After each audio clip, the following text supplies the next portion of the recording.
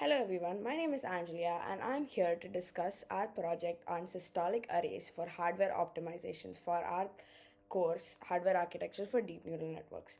So, why do we need systolic arrays? First of all, we know that all our hardware calculations are matrix multiplications mostly, and these are extremely power hungry calculations. And we also know that it takes O(n) cube time complexity to finish matrix multiplication. And it is not, the problem is not in the hardware. Our hardware is actually very fast. But the major problem lies in the fact that the hardware is mostly idle. And most of the memory access has to be done through slow power hungry DRAMs that lie outside of the chip. We know that we have many algorithms like Strassen and Vinograd that make our computations much more efficient than O(n) cube. But the problem is it is very hard to implement on hardware. So, systolic array is an improvement on this, and we can see how it makes our calculations better from O(n) cube to O(n) actually. Systolic arrays is a parallel processing architecture which involves processing elements. These processing elements are small and power efficient, so many of them can be arranged on a single chip. This also follows a rhythmic data flow. That means the data doesn't need to be fetched from a central chip. Instead, it can be pumped through the edges of the array. Um, and the data also needs to be communicated between the processing elements, right?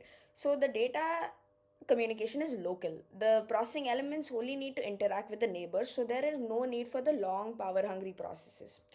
Systolic array architecture improves O(n) cube complexity to O(n), so because of its parallel processing nature, and it also is able to the data has been pumped, right, instead of been fetched from the central location. And the flow time is also directly proportional to the longest path in the array architecture that is involved. So that is the only major time complexity involved here. In a systolic array simulation, the matrix is arranged in a row major form and a column major form. And in each clock cycle, the data is being shifted, so there is massive parallelism and reuse, which makes the matrix multiplication overall very efficient and fast. So we have done the systolic array implementation in Verilog, and the first thing that we had to do was generate the data to be kept in the row major and the column major form. So using torch we have generated a few random matrices, and we are able to skew the data and also have it in the row major and column major form for further processing with the processing elements as we discussed earlier. We've also written the code for each singular processing element which is responsible to pass the data along, which is responsible for the systolic flow, and also for the multiply and accumulate operation, the main MAC unit, which involves taking the two inputs that we get AN and BN, multiply them together and store them in a continuously accumulated product. Next comes the code for the actual implementation of the systolic array, which is the multiplication of two 8x8 matrices. So the first thing that we have to do is create a grid of the workers, that is creating a grid of all the processing elements.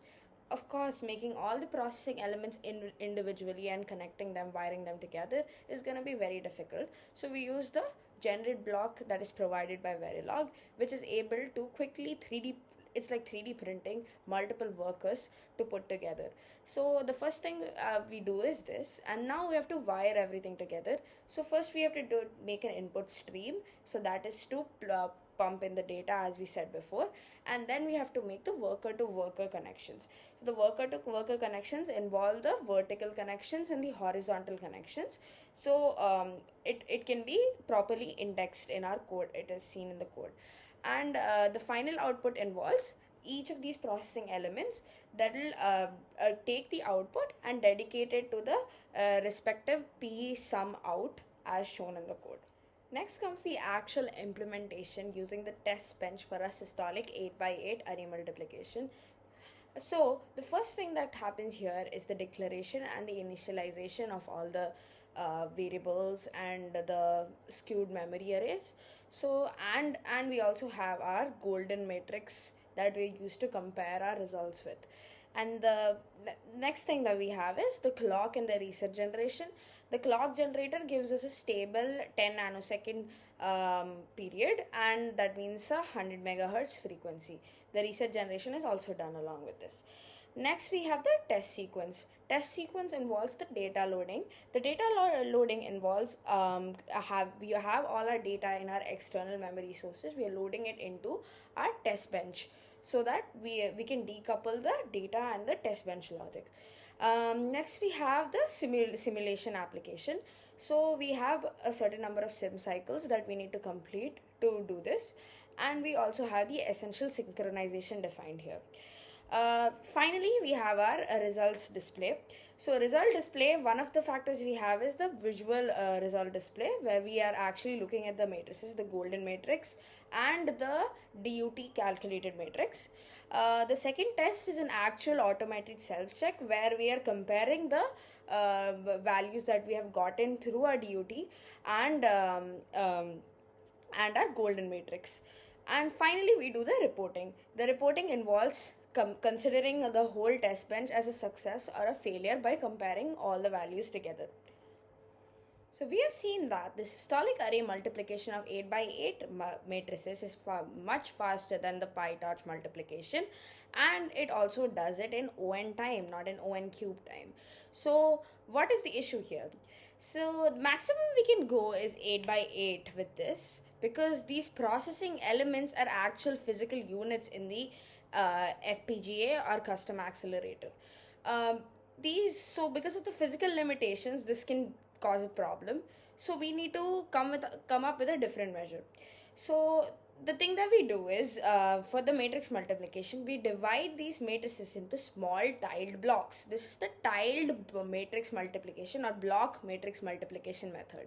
So even in standard matrix multiplication, we require the access of a whole new row and column of the matrix, and which causes poor cache locality. That the CPU cache that we have is of limited space, right? And we have a huge matrix row that we have to fit in it, so that is going to cause problems. But this tiling architecture, we are working with data that is in small blocks of A, B and C matrices that fit into the cache, that can make the whole process more simpler. So we can look at the tiled matrix multiplication further. To do the tiled or the block matrix multiplication, we have written the code to generate the matrices and change them from the row major form to the block major form so that they can be compiled more easily, and we are saving them to the memory. Next, we have written the code for the controller of our multiplication, that is the brain of our multiplication. So we need to consider the FSM outputs and the next states. So we start with idle first. Then we move on to initialize our output blocks, and then we fetch data for our A00, that is the first A block, and then we go to the first B block. We initialize all of this first, then we move to the resetting of our systolic array code. After that, we move on to execute our 8 by 8 multiplication. This is the same code as we did before for our systolic array 8 by 8 multiplication. Then we read and accumulate the overall result. Then we update our loop pointers so that we move on to the next blocks. So we move on to the next blocks, that is A01 and B01. And moving on like this, we continue these states and we reached our final output for our block major multiplication. Now that the brain or the controller is done, we move to the body of the tiled engine. So the first thing we do is we have all the parameters defined as flexible parameters, and we can do the data width, the accumulator width, the matrix and the block size all can be flexibly defined. And next we move to the functional description of what the code actually does. We have the memories declared, all the large register arrays, everything is declared. And then we have the controller. We have made the controller earlier, so we have to initialize it. So the controller is initialized. Then we initialize the powerful systolic array. Then we move on to the data buffers. That's the tiny storage arrays that we have. Then we move on to the memory and accumulator logic, which is basically how the data moves around in the large register arrays and the small data buffers that we talked about earlier. The last and the final one is the data skewer and runner. So this is a dedicated state machine, as we did earlier, the different states that we have to move to finish our tiled block logic, and controls the systolic 8x8 array. Finally, we move to the test bench for our tile matrix multiplication, which involves initializing our accelerator and generating our 100 megahertz clock. Then what we do is we load our data, that is the matrices A and B, and also our golden matrix that we use for comparison. Then we do the run hardware part, where we reset our accelerator and then we send a start pulse to initialize our matrix multiplication. Then we wait for completion. We pause our execution and until it receives its done signal. Then we go to our display results portion, where we display the contents of both our matrices along with our golden matrix. Then we verify the correctness of our overall test bench that we run by comparing our golden matrix values with our computed values to classify it as a success or a failure. So we saw that our Verilog code was working as intended, and now we had to check the actual viability of the code by using an FPGA simulator like Vivado to prove that it is actually hardware friendly and much faster than PyTorch's actual optimized matrix multiplication. So let's go ahead with that. For Vivado, our target clock period was 10 nanoseconds, that is for a 100 megahertz clock, and our report shows that we achieved a worst negative slack of 6.773 nanoseconds, and a positive slack means that we were faster than the target. Our actual minimum period was achieved to be 3.277 nanoseconds, and our maximum frequency was 310 megahertz. This number actually comes from our controller's logic, calculated with the number of cycles and other parameters. And our execution time came out to be 6.19 microseconds, which is very good. And our power shows that we used a total power of 73 milliwatts, which is very less compared to an actual CPU or a GPU. And then our utilization report shows that we only used 1% of the FPGA's total usage, and the throughput calculation gives us that we use 10.6 giga operations per second. That is a very good throughput. And our efficiency came out to be 145 giga operations per second, which is very, very good. Our latency compared to PyTorch was 26 times better. Our throughput was also 26 times better. Our power consumption was 1,000 times better, and our power efficiency was 28,500 times better. We also did Vivado simulations for naive matrix multiplication, which gave us a worst negative slack of 4.813 nanoseconds, and the naive hardware can run at a maximum frequency of 193 megahertz. The final execution time came out to be 170 microseconds. Overall, this shows us that it was our systolic array multiplication was 27 times better than the naive matrix multiplication. Okay, so our project successfully designed, implemented and verified a hardware accelerator for matrix multiplication.